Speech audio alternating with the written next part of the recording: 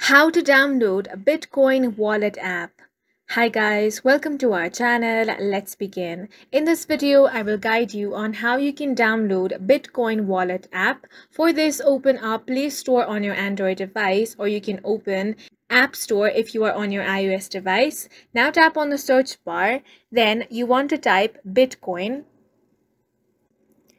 This is the application you should be looking for. If you want to know more information on this app, tap on About this app.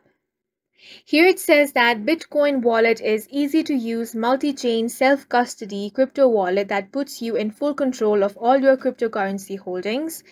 If you want more information, scroll down and you have the app information and compatibility information.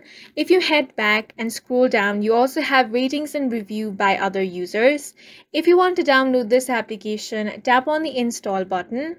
Now you will have to wait for some time. Depending on the speed of the internet and file size, it will take some time for the application to be downloaded. Once it has been downloaded, it will be installed on your device automatically. All you have to do now is tap on the open option.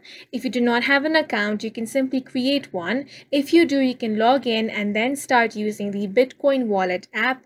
And that's it for this video. If you found it helpful, please make sure to hit the like button and subscribe for more videos like this.